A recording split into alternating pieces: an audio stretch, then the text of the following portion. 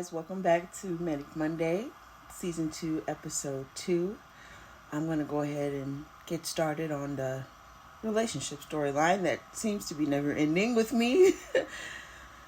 So the last person that we talked about, the last person I covered was Tom. And we broke up, like I said, after about 3 months of dating. So we lasted from like January. Did we make it? No, we didn't make it official in January. We made it official in February. So we made it from February 2019 to like April 2019. And then we broke up sometime that May. So I moved with my sister for about a month, got an apartment, and it was just me and my oldest. So my oldest had to be around like 3 at this time because she was about to start preschool. I remember because after I got the apartment, I had to register her. And that's where she caught the bus and started going to preschool and stuff like that.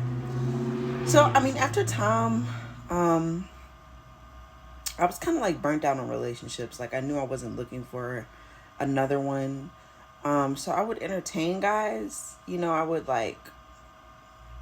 have casual sex, but never, I would never move forward to a relationship with these people. And then right before COVID hit, so this is like the beginning of 2020, I was a delivery driver for Panera Bread. And I remember when COVID hit, I had just went to like a huge lunch with my sisters and my brothers from my dad's side. And like that was the last social gathering I had before COVID hit. So Mother's Day rolls around. This is like when the country really didn't know how serious COVID was yet. So the lockdowns weren't in effect just yet, but there was this was during the time when like all of the numbers of cases were like going up and up and up. So we were on like a soft lockdown. Like I remember they canceled like the jobs and everything. But anyways, the point is we were at home and I get this urge to like look for my child's father. I was like, it's been a couple years. The shit that we argued about when she was born was so petty. Hopefully he's matured and grown older, by now. And he'll actually come out and meet her. So I just went on Twitter, the only app that I wasn't blocked on, and I found him. So I find him and I comment under one of his posts and I say this is ridiculous. It's been years. You haven't even tried to reach out to, see her, talk to her or anything. Whatever we were arguing about in the past is irrelevant. You need to be a father. So he lets the comment sit for about 24 to 48 hours. And then I finally get a response. He inboxes me. We start talking. He tells me Happy Mother's Day. And he apologizes for leaving the weight on me all this time. Blah, blah, blah. And then I want to say like a week or two after Mother's Day, he lets me know that he's moved back to town from California. So he's like an hour and a half away from us at his sister's house. And he asks if I can come get him so he can meet, maybe my oldest daughter and start a relationship, get involved. So I said, okay, yeah, great. Went and got him. And one day turned into 2 days. 2 days turned into 3 days. And then the next thing you know, we're intimate and we're talking about having another baby. And he's like, I want to try again because I screwed up with our oldest. So, I feel like we should be together. I should get you pregnant and, try again. And I'll be here. So, I ended up pregnant by July 4th. I remember because we were like sleeping like crazy. I was tired all the time. I was eating a lot. I started working at a fast food restaurant and I started eating everything I could get my hands on. And my period wasn't a real period. It was like a day and a half of bleeding and then it just completely stopped. I had weird dreams about me taking a pregnancy test and there was like 3 women in white cloaks surrounding me in the bathroom. Like it was a creepy time. Okay. My grandmother sent out a text like, I've been dreaming about fish. And, me and my younger sister joked like, oh, it must be our older sister because she's the only one without kids. But it turned out we were both pregnant, me and my younger sister. So, yeah. So we're visiting his sister before, they locked down like traffic and everything like that. And then we ended up, going under complete lockdown. So now we can't visit anyone. Now we can't work. We both had a job. So we stopped working. And then he gets the idea like we should move closer to his father, which is about 3 hours away from us. And, I was falling behind on the bills because of COVID. And then my landlord was tripping because she wasn't getting rent. It was just like a big mess. So I went along with the plan to move. You know what I'm saying? We got to stick together as a unit. That's the only way we're going to survive because, times are hard right now. So we move. His dad comes and gets us from the apartment. And then we moved. But mind you, right before we moved, there was like tension between us in the relationship because before we found out I was pregnant, he left. He was working nights, I was working days, and we were getting into arguments. Like, I remember the first argument we got into was about him dropping off this stranger. Like, you don't even know anything about the town that I live in because you've never lived here. So how are you offering people rides and you don't know where you're going? So he gives this female a ride, and it takes him about an hour and a half before he gets home. So we argued about that. Then we go to the store one day, and we get to arguing in the store. So we get home, we're still arguing. He gets to arguing with my oldest daughter. Like, he tells her, don't call me dad. I'm not your dad anymore. Find a new dad. And he's telling me that he hopes that I get the worst. And, just like he completely flipped out and left. He ends up back, up north, like an hour away from us again. And then I found out I was pregnant. I took a pregnancy test and I sent him the picture. And I'm like, thanks for leaving me hanging again. And then, he's like, oh my God, is it true? So then he comes back. He catches an Uber and he comes back. So there's tension. I don't know if it's going to work because he's already tried to abandon us. And I just found out I'm pregnant. So it's like, how long is this going to last? So I'm thinking that moving down with his father will help us, stick together. So we get down there and we get into it again. Now, this time he just like got angry out of nowhere. He stopped talking to me. He was mad because I was getting along with his father. Like, it was just like a bunch of mess. Like, we were living with his dad, and he started like leaving the house. He wouldn't answer the phone. It was maybe like day 3 of us like living with his dad. We raised a bunch of money from selling furniture so that we could get an apartment when we moved. So we're still saving money, you know what I'm saying? Like, after we moved, now we're looking for jobs down there. And out of nowhere, he just like flips out. He starts giving me the cold shoulder. He won't talk to me. He says I'm not treating him like a king, just being ridiculous. You know what I'm saying? So he leaves us again with his father in the city, and he leaves to come back to wherever he was, the first time. Uses the money that we saved to get an apartment to leave and to go do whatever the fuck it was that he was doing. So I finally get a house. My school check comes through. I go view a house, it was part of a house that was an apartment, and I put the money down so we can move in. Then he finally catches an Uber back to us. We move in the new house. I have a job at a daycare center, and he has a job at like this chicken place. I want to say maybe like 2 weeks into the new apartment, we're starting to butt heads again. It's getting awkward. Now we're not having sex. I catch him like masturbating next to me while I'm asleep. It was a mess. And then he used my phone to log into one of his social accounts and forgot to log out. So I'm in the bathroom and I start getting notifications from women. Turns out he's been on his phone, like begging women to send him money. Older women, younger women, his exes.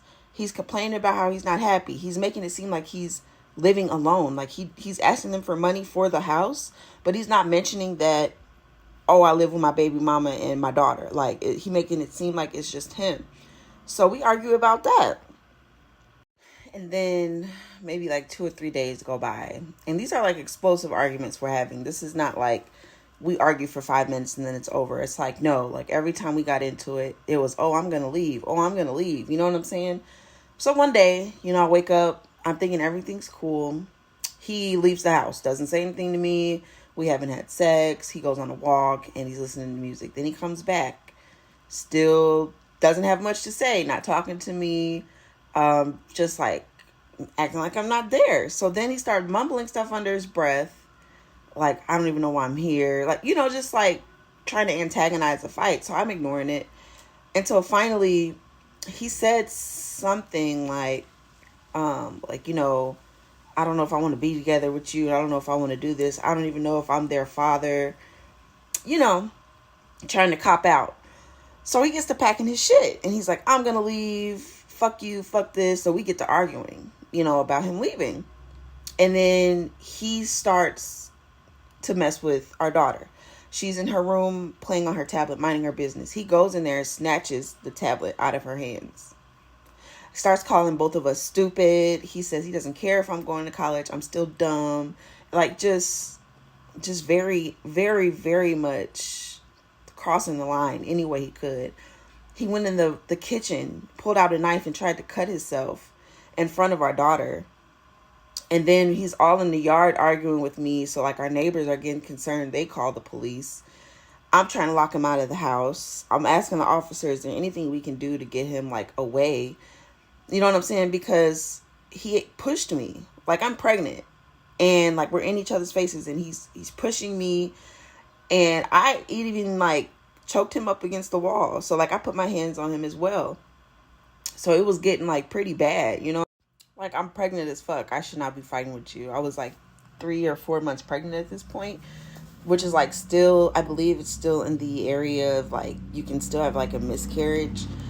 So not only am I under stress, but now I'm like physically fighting you. Like, this is just not right. We don't need to be together. That's how I feel. Like, I don't believe in domestic violence. I don't think it's okay for a man to hit a woman or a woman to hit a man. So I don't try to engage, you know what I'm saying? And if I do get to that point where I engage, then I exit stage left because it's not that serious. I'm not going to lose my life trying to fight a man for no reason. Like, there's no reason. So, the officer basically was like, since he's on the leash, there's nothing we can do. The only thing we can do is like have him take a walk and cool down. And then you guys try to get this figured out. And I'm explaining to the officer, like, no, like, this man is nuts. I don't want anything to do with him. I don't want to be around him. And if he can't leave, then we're leaving. So I'm on the phone with my big sister and I'm telling her like what's going on. And I'm asking her like, is there anything she can send me so I can get in a hotel and make my way back home?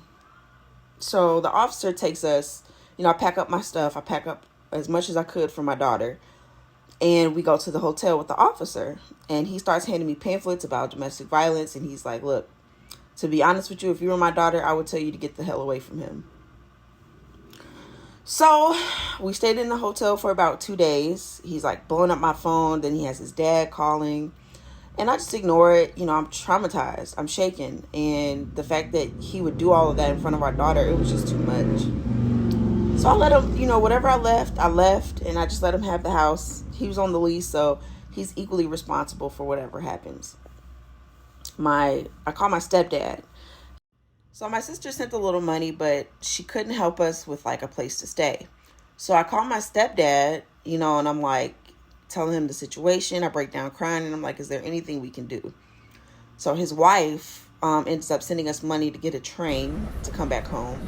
And they, allow us to stay with them until I can get back on my feet. I of course thought about my mom and my grandmother, but they were in a situation where they didn't have enough room for us. You know what I mean? They were staying together and then my siblings were living with them as well. So, me plus 2 babies it's too much. And I knew it would be too much. So that's how I ended up with my stepdad and his wife at their house. And the whole time, he's calling me, trying to make things up. We were going back and forth with, how to go forward. We were working on like staying together. And then come to find out, he was like, having an affair. He was sleeping with 2 of his coworkers. Not only that, he met a college girl down there and started sleeping with her. And then, you know, he ended up trying to look for someone to finish our lease at the apartment so that we wouldn't be responsible, for any unpaid rent, etc., etc. But most of our calls was like us arguing. And I would hang up on him. He would hang up on me. I would have to block him because he would call me like 16 times in a row. It was just bad. It was so bad. So I got another job. And I basically told him, like, there's no relationship between us. Like, you can be their dad. I'm not going to stop you from being their dad. But as far as being your woman, being your wife, being your girlfriend, that shit's dead. And he didn't like that. He didn't like that idea. If I can't be your husband, I don't want to be their dad.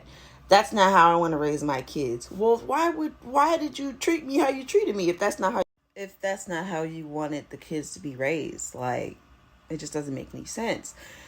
And then I was like 7 months pregnant at this time. This is like after Christmas. He sent our daughter like a couple dollars to get her a present, but he didn't want to talk to her. Like, he stopped. Like, they were video calling. They were on the phone sometimes. He stopped calling for her. I can't do it. It's too much. I don't want to talk to her this way. She'll try to video call him and he would tell her no. Like, just little shit like that. Like, he think he's doing it to hurt me, but you're only pissing me off. You're not hurting me. You're hurting our daughter. And she's going to remember all of this. You know what I'm saying? I'm trying to explain this to him and he doesn't want to hear it. Oh, that's not true. I don't care. Blah, blah, blah. You're going to wish you had a miscarriage. You're going to wish you got an abortion. You're going to hate me because I'm not going to be there. Okay, whatever. And then come to find out he had a baby. Like, before he moved back to meet our daughter, he left someone in Las Vegas pregnant. And then come to find out it was his. So, obviously no growth there. And it just pissed me off even more because it's like, I asked you, did you have any other children? And you said no. Before we even got involved with each other. So it's just like, it's a piece of shit. You know what I'm saying? And then once it was time for me to deliver, I ended up having to do it early. So he's not talking to me at this time. I have no way of telling him, like, I'm in labor. They're, inducing me right now. I'm about to have the baby. And he was like, God knows where. Because after he left our apartment, he was like in New York, California, Texas. Like, he was everywhere. He was just hopping states. Because mind you, remember I told you I had access to his social media on my phone. Well, he never changed his password. So I'm keeping up with his messages and everything. And I can see what he's doing. You know what I'm saying? He got a new girlfriend and then he was still begging other women for money. I found out that he was fucking his dad's girlfriend that we had met. And he was messing with his dad's ex-girlfriend as well. Like, just slinging it to anybody that wanted it. And it pissed me off. Because it's like, he's a monster. And I had 2 children with him. Anyway. So it's just like, what the fuck happened there? So we stopped talking after our second baby was born. He did not show up for delivery. He actually asked me 2 days after she was born, like, is it time yet? Are you in labor yet? Now, from different numbers. He never had the same number. So I just didn't answer because it's like, you missed everything. So it's like, fuck it, So he finds out she was born. He decides to come to my brother's house in the middle of the night because he asked if he could come see the girls. I said yes. All day went by, no answers, no messages, no communication of when you were going to come, what time he was going to come. He just showed up to my brother's house in the middle of the night. Doesn't even remember our daughter's names. His girlfriend had to correct him when he got into it with my brother. You're so feisty and you're doing all of this and you want to see the girl so bad, but when you're given the opportunity, you don't take it. So, yeah, I mean, after my second was born, my depression spiked, because I went through a lot I went through a lot when I was pregnant with her. A lot of traumatizing shit. So that's what led me to the psychiatrist's office to get a psych evaluation. After she was born, I was interviewed by a therapist, and she was the one that suggested that I get tested. So that's when my antennas went up at first. And then about a month in, I just wasn't myself. Like, I just didn't feel like myself. Like, everything just seemed like the end of the world. So I tried BetterHelp therapy first, and that really wasn't helping out. So that's when I knew, like, this is something serious, and I don't know what it is. I've always felt like there was something wrong with me. The relationship decisions, the decisions I made in friendships, the low self-esteem, the absence of respect for myself. Like, this was a moment where I sat down and I really reflected. Why would I go back to my baby daddy? Why am I still in communication with the soldier guy that did what he did? Why I'm asking myself all of these questions and I have no answers. So I set up a psych evaluation. I lay everything out from when I was a child until now. I get the results like a week later. Open up my chart. I find out I have BPD, bipolar 2, CPTSD, depression, anxiety, agoraphobia, a fear of people, public places and people.